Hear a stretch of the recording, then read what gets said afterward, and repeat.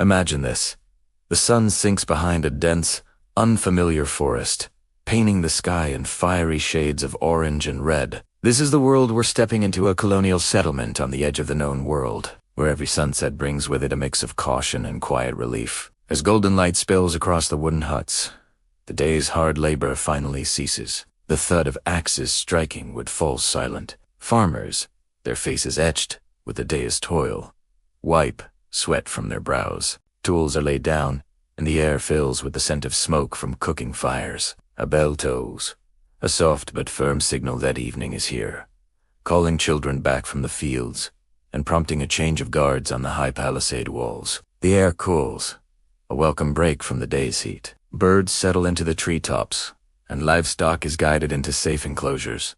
This is a time of transition, a collective breath held by the entire community. Inside the homes, women begin preparing the evening meal, while men mend tools for the day to come. Footsteps slow on the dirt paths, and in some homes, quiet prayers begin, a hushed plea for safety in the approaching night. Every eye instinctively scans the dark edge of the forest. The wilderness is a constant, watchful presence, a reminder of their isolation. Fires are managed with care, not just for warmth and cooking, but as beacons against the encroaching darkness. Doors begin to close, shutting out the wild world as the settlement wraps itself in a fragile blanket of quiet. Night is coming.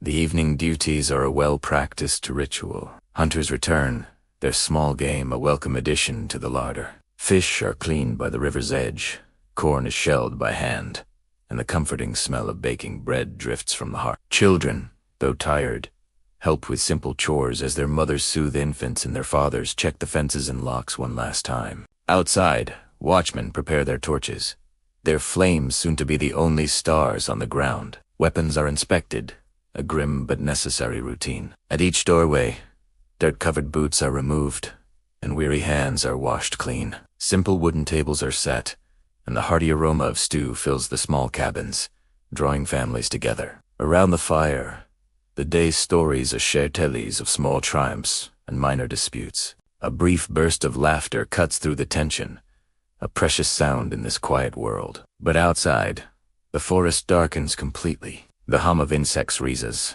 and a distant howl sends a shiver through the still air. One by one, doors are barred, windows are shuttered, and candles are lit, casting a soft, flickering glow on the faces gathered within. For a moment, the village breathes as one, a single heart beating with a mix of fear and unwavering hope. Darkness is no longer waiting. It has arrived.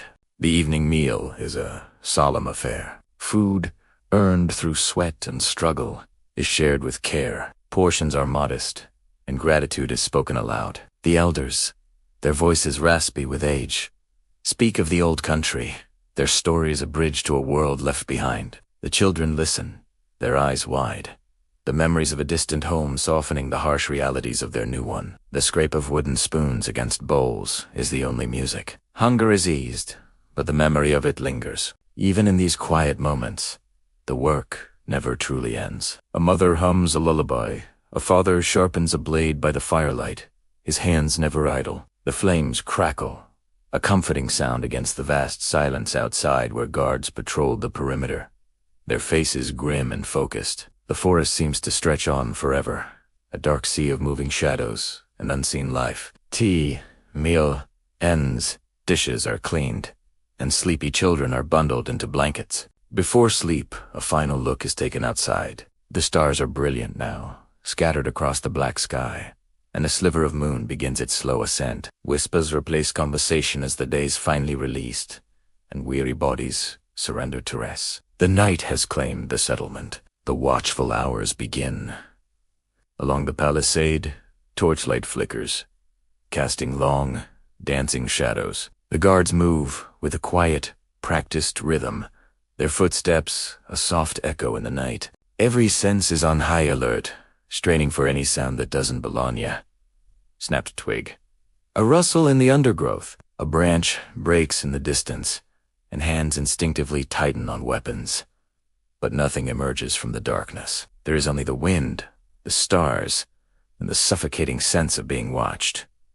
Time slows to a crawl for those on duty. The cold settles deep into their bones, and they pull their cloaks tighter, exchanging quiet words that are more about reassurance than conversation. Inside the huts, families sleep, but it's a light, restless sleep. Dreams are tangled with worry, and mothers stir at the slightest sound from a child. Then, silence returns. Heavy and profound, the moon climbs to its highest point, deepening the shadows. The vigilance has become routine. The fear, a familiar companion. Each breath fogs in the cold air as the settlement endures, holding its ground against the vast, indifferent night. Dorn feels a lifetime away. In the quiet solitude of the watch, minds drift. A guard reflects on the journey that brought him here, a path paved with loss and fueled by a desperate hope. He thinks of the faces of those who didn't make it, and of the promise that keeps him standing here, in the cold and the dark. These thoughts are not his alone. They are shared by everyone in this small bastion of humanity. The past always feels closer at night, while the future remains a terrifying, beautiful unknown. The present is all that matters. The present demands strength. The fires in the hearths burn low, and candles melt into pools of wax. The settlement sleeps, completely surrounded by a wilderness that could swallow it whole. No man-made wall feels strong enough to hold it back. And yet, the people remain. They're anchored by their faith, steadied by their routine, and kept alive by their community. Every survived sunset, every endured night, is a victory. Tomorrow is not a gift.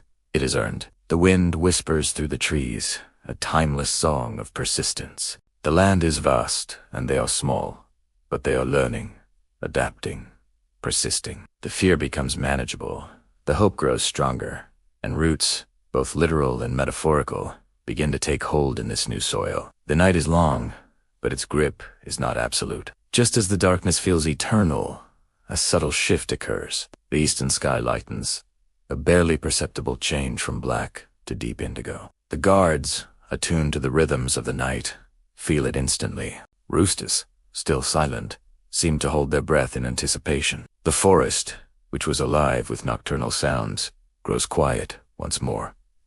The sunset is now a memory. A trial, past. Soon, the routine will begin again. The axes will ring out, the fields will be tilled, and the struggles will resume. But so will life. Each sunset has taught them endurance. Each night has forged their resolve. They have adapted to the rhythm of this new world, a world where fear no longer paralyzes, and hope is no longer a fragile, fleeting thing. The settlement, once a temporary foothold, now feels permanent. Their stories will be passed on, their traditions will be formed, and their survival will become a legacy. The land is changing them, and they, in turn, are changing the land. As the first rays of light break over the horizon, it's clear the night is not won. Dawn is here. Another day has begun. The colony endures. Thank you for watching. If this story of survival and endurance resonated with you, please like, share, and subscribe for more journeys into the past.